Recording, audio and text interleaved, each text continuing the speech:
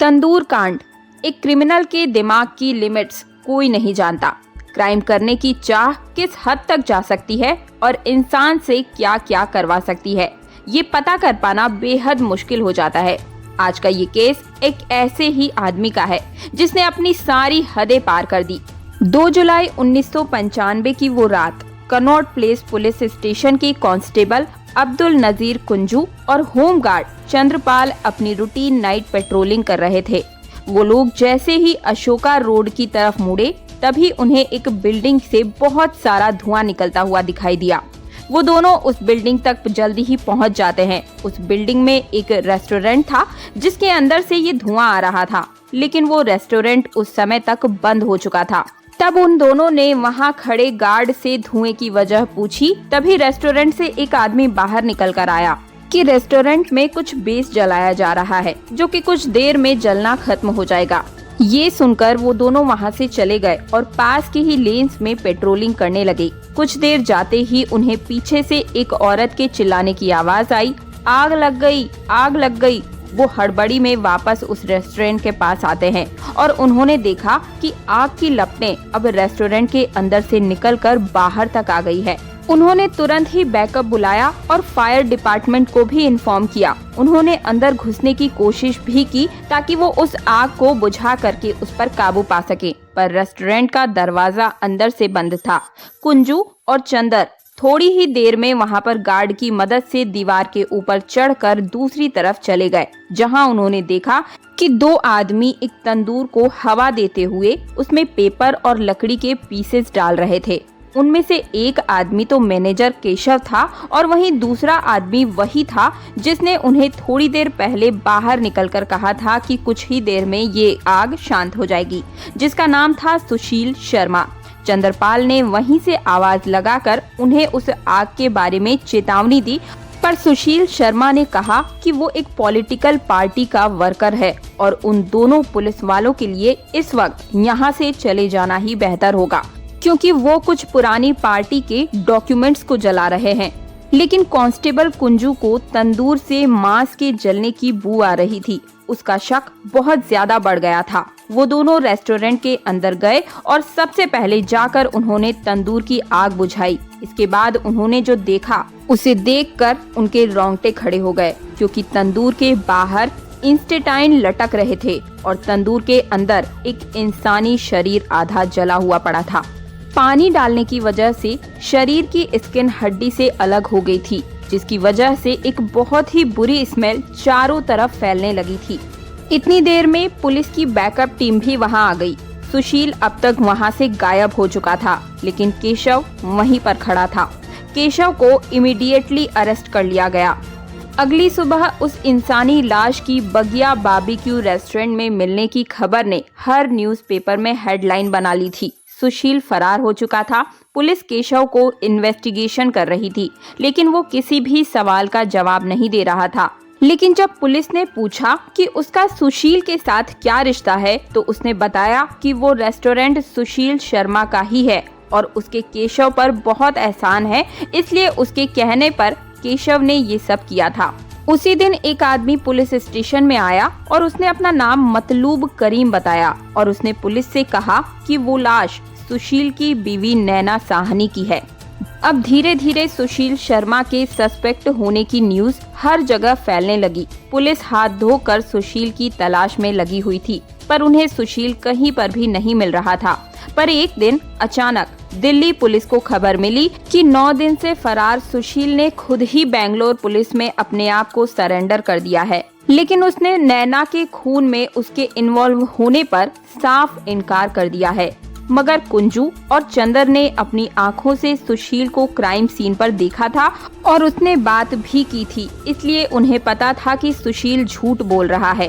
Police ने सुशील से सच उगलवाने के लिए उसे कई अलग अलग तरीकों से टटोलने की कोशिश की, कई अलग अलग तरीकों से इंटरोगेट किया और इंटेरोगेशन के दौरान ही सुशील ने फाइनली कन्फेस्ट किया कि उसी ने नैना का मर्डर किया था, जिसके बाद पुलिस से बचने के लिए दिल्ली से वो फरार हो गया था। उसके बाद सुशील ने पुलिस को 2 जुलाई को क्या क्या हुआ था सब सच सच बताया।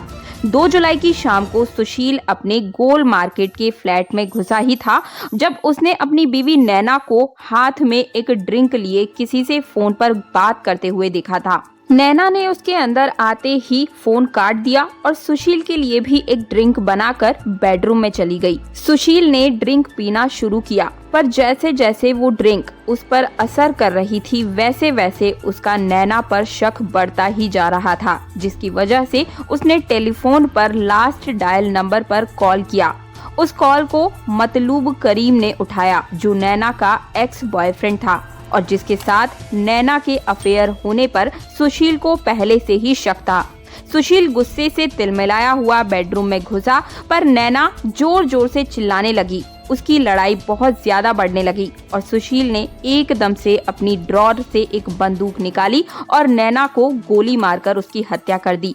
उसे उस वक्त कुछ समझ नहीं आ रहा था कि अब वो क्या करे और क्या ना करे, और उसने हड़बड़ी में अपने घर से खून साफ किया और डिसाइड किया कि मर्डर के सबूत को मिटाने के लिए वो नैना की लाश को अपने रेस्टोरेंट के तंदूर में जला देगा। पर ये केस सिर्फ एक अफेयर के शक की वजह से मर्डर नहीं हुआ था। दरअसल इसकी वजह सुशील का डोमिनेटिंग, इनसिक्योर और अब्यूजिंग नेचर था।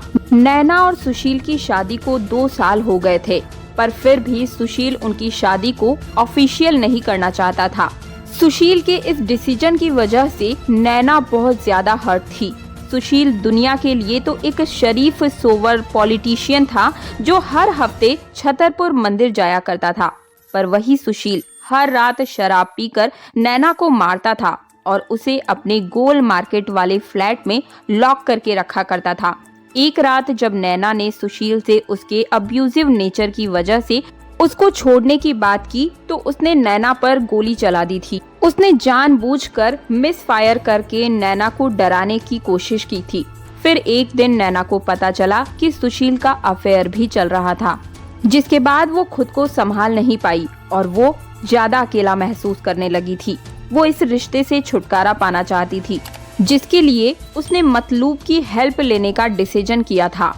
मतलूब, नैना और सुशील एक दूसरे को कॉलेज टाइम से ही जाना करते थे।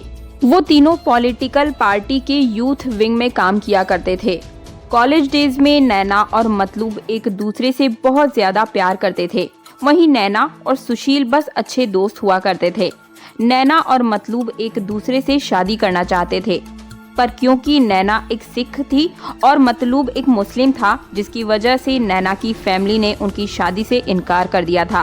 फैमिली के प्रेशर में मतलूब ने अपने ही धर्म की एक लड़की से शादी कर ली और नैना और मतलूब ने डिसाइड किया कि अब वो हमेशा अच्छे दोस्त बनकर ही रहेंगे। लेकिन नैना मतलूब की शादी के बाद धीरे धीरे बहुत ज्यादा डिप्रेशन में चली गई।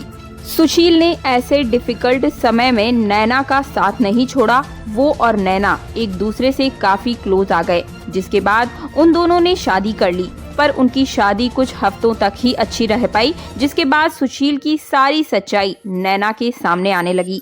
सुशील जब भी नैना को घर में मारता पीटता तो नैना इमोशनल सपोर्ट के लिए मतलूब को कॉल किया करती थी। इस अब्यूजिव शादी से निकलकर जब उसने अकेले ऑस्ट्रेलिया जाने का एक नया फैसला लिया तो इस डिसीजन में मतलूब ने उसकी हेल्प करने के लिए राजी हो गया। 2 जुलाई से कुछ दिन पहले ही सुशील को नैना ने अपना ये फैसला सुनाया था, जिसको सुनकर सुशील गुस्से से पागल हो गया और वो मतलूब के इस फैसले पर इन्वॉल्व होने पर सवाल उठाने लगा था। अब 2 जुलाई को जब नैना ने उसके अंदर आते ही एकदम से फोन काट दिया, तो फोन को रीडायल करने पर जब मतलूब ने जवाब दिया तो सुशील अपना होश खो बैठा और उसने नैना की जान ले ली। सुशील को जेल हो गई और कोर्ट ने सुशील को डेथ सेंटेंस दिया, लेकिन कई सालों तक उस पर कोई एक्शन नहीं लिया गया। सुशील को जेल में अच्छे कंडक्ट के लिए 8 अक्टूबर 2013 को सुप्रीम कोर्ट ने उसके डेथ सेंटेंस को लाइफ सेंटेंस में बदल दिया, जिससे पूरा होने में लगभग 22 दिसंबर 2018 को सुशील को तिहाड़ जेल से रिहा कर दिया गया। दोस्तों, आपको क्या लगता है, ऐसे क्राइम के लिए क्या सिर्फ 20-25 साल जेल में काटना काफी होता है या ऐसे क्राइम के लिए डेथ सेंटेंस ही होना चाहिए? हमें कमेंट में जरूर बताइएगा। और अगर आपको ये स्टोरी इंटरेस्टिंग लगी तो वीडियो को लाइक करके इसी तरह की क्राइम स्टोरीज जानने के लिए हमारे चैनल को सब्सक्राइब करके पास वाला बेल आइकन प्रेस करना बिल्कुल भी मत भूलिएगा, क्योंकि सतर्कता हर पल जरूरी है। मिलती हूँ एक नई क्राइम की स्टोरी के साथ। जय हिंद, जय भारत।